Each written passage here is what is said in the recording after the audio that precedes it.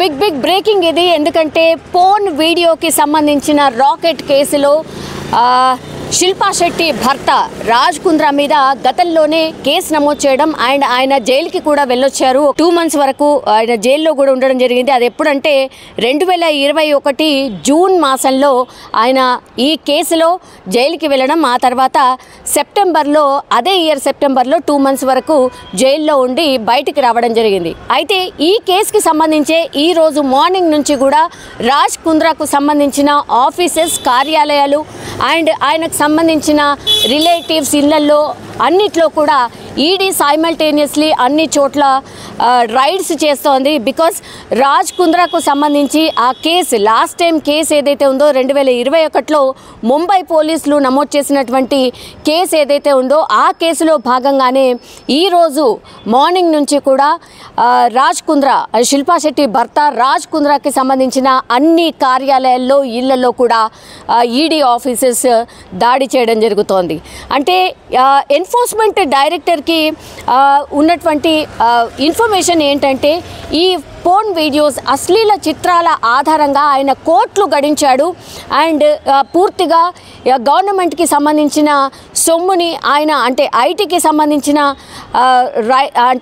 సంబంధించిన ఏవైతే గవర్నమెంట్కి చెల్లించాలో అవన్నీ ఎగ్గొట్టే ప్రయత్నం చేశాడు. అందులో భాగంగానే ఈడీ రైట్స్ ఈరోజు రాజ్ కుంద్రా మీద ఫైల్ చేసిన సిచ్యువేషన్. యాక్చువల్లీ ఈ కేసు అంటే ఏంటంటే కొంతమంది నటీనటులు ఎవరైతే ఉంటారో వాళ్ళందరూ కూడా సినిమాలో ఛాన్సెస్ కోసం కావచ్చు, లేదంటే వాళ్ళ లైఫ్ని లీడ్ చేసుకోవడానికి కావచ్చు, ఇట్లా కొంతమంది అంటే ట్రాప్ చేయడం అనుకోవచ్చు, లేకపోతే వాళ్ళ ఇష్టానుసారంగానే అనుకోవచ్చు, సినిమా చాయిసెస్ కోసం కూడా అనుకోవచ్చు. ఇట్లాంటి అశ్లీల చిత్రాలు తీయించే వాళ్ళ ట్రాప్లో పడ్డం, ఆ తర్వాత ఈ అశ్లీల చిత్రాలు మన ఇండియాలో బ్యాన్ ఉన్నాయి కాబట్టి వీళ్ళు పూర్తిగా ఒక హిడెన్ సంస్థను ఒకటి స్థాపించుకొని, అంటే ఓటీటీ ప్లాట్ఫామ్స్లో మేము ఒక చిన్న సినిమాలు తీస్తున్నాము అనేటువంటిది వాళ్ళు చెప్తూ పూర్తిగా ఇట్లాంటి అశ్లీల చిత్రాలే తీసి వాటిని పూర్తిగా ట్రాన్స్ఫర్ ద్వారా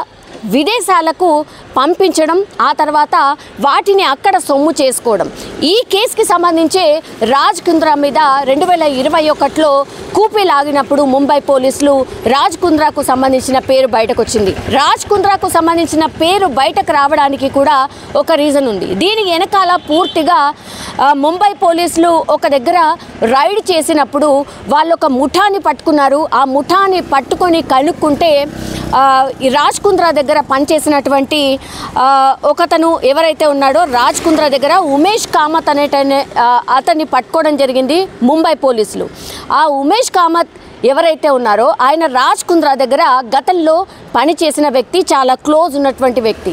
అప్పుడు పూర్తిగా ఈ ఉమేష్ కామత్ని పోలీసులు విచారణ చేసినప్పుడు రాజ్ కుంద్రాకు సంబంధించిన పేరు బయటకు రావడం జరిగింది.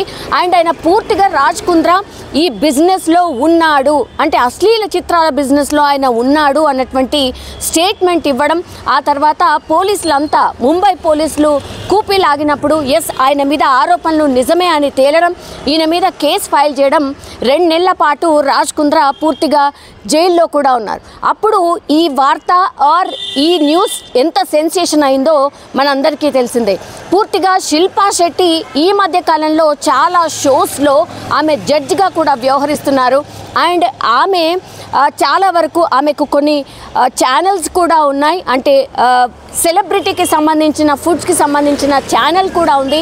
అండ్ ఆమె ఎంత ఫేమసో బాలీవుడ్కి సంబంధించిన హీరోయిన్. సో ఇవన్నీ కూడా స్టార్డమ్ ఉన్నటువంటి వ్యక్తికి సంబంధించిన భర్త ఒక అశ్లీల చిత్రాల కేసులో చిక్కుకోవడం, ఆ తర్వాత శిల్పా శెట్టి చాలా కాలం కనిపించలేదు మీడియాకు అనేటువంటిది కూడా మనం చూసాం. 2021లో ఆ ఇన్సిడెంట్ జరిగితే ఎగ్జాక్ట్లీ 3 ఏళ్ల తర్వాత మళ్ళీ ఇప్పుడు రాజ్ కుంద్రాకు సంబంధించిన కార్యాలయాల్లో ఈడీ రైడ్స్ చేస్తోంది.